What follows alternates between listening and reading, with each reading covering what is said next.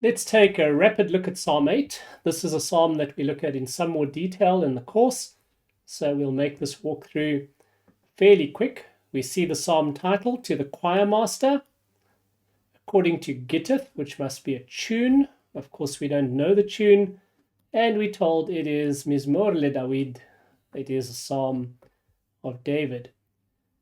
The psalm itself has an opening and closing refrain.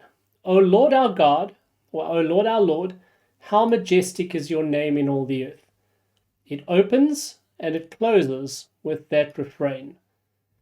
Remember, one way to identify the central theme of a psalm is by paying special attention to its opening and closing refrain, its opening and closing lines, and here we can see that this is a psalm celebrating the majesty of Yahweh our Lord.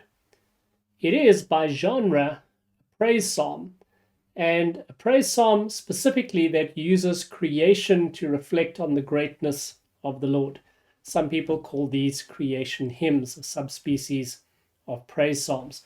The broader category of praise psalm is anything that has an exuberant tone and celebrates the greatness or the goodness of Yahweh. If we turn to structure, I think the understanding of structure I got from Samuel Terrian's commentary, maybe remembering that incorrectly. But the best way to look at Psalm 8 is to see the opening refrain, O Lord our Lord, how majestic is your name in all the earth, as an opening mini strophe or stanza. And then to see the rest of the psalm as consisting of 4 stanzas, each one having 2 lines with 2 phrases each. So this kind of 4-phrase stanza. So we would say, O Lord our Lord, how majestic is your name in all the earth.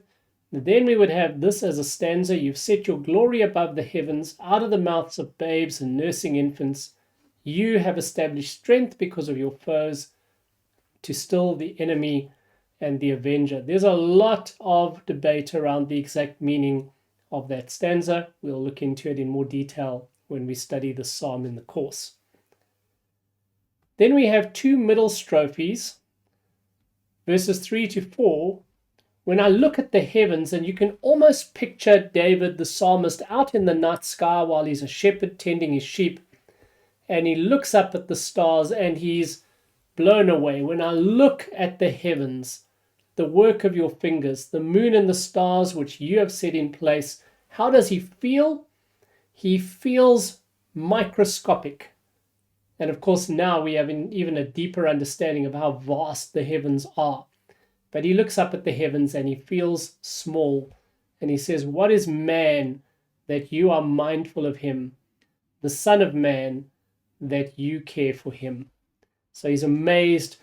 He knows God has given man special prominence in creation, but given the vastness of creation and the seeming insignificance of humanity, that's an amazing thought.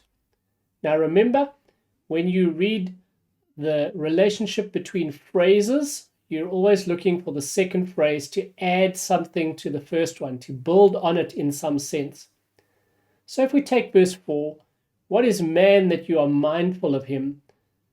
The Son of Man. Now, there isn't really a meaningful difference between man and the Son of Man. This is just 2 ways of referring to human beings, that you care for him.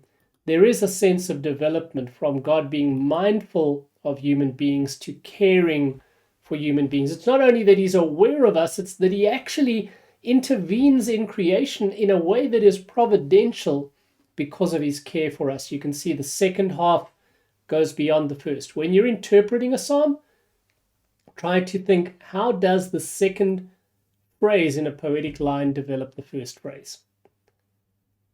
Then he continues to reflect on that, and the suggestion is that we see verses 5 and 6 as a strophe, and he reflects on the fact that you made him a little lower than the heavenly beings, some debate on the meaning of this phrase, and crowned him, mankind, with glory and honor. You've given him dominion over the works of your hand. You have put all things under his feet. Again, if we look at this line here, what is the relationship between the first phrase, you've given him dominion over the works of your hands, And the second one, you've put all things under his feet. Well, the idea is basically that the second one even broadens the first one. When he says you've given him dominion over the works of your hands, it doesn't indicate the scope. The second line tells us the scope. It's all things that God has put under mankind's authority on earth.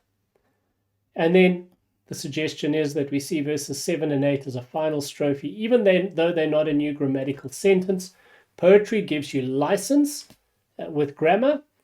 And so here we have examples of the all things that have been put under man's feet, all sheep and oxen, beasts of the field, birds of the heavens, fish of the sea, whatever passes along the paths of the seas. O Lord, our Lord, how majestic is your name in all the earth. If we reconsider the big picture, it's a praise psalm. It's specifically a creation hymn that is looking at creation as a way of magnifying God's greatness. And even beyond that, it is very clearly a psalm that is basing its reflection on the creation account in Genesis 2, 1, 2, 3, probably 1 and 2. So focusing on God's creation of humankind within the broader spectrum of his creation of the earth. It's our first praise psalm. It's going to be the first of many, and it serves as a climax to the laments that have gone from 3 through to 7.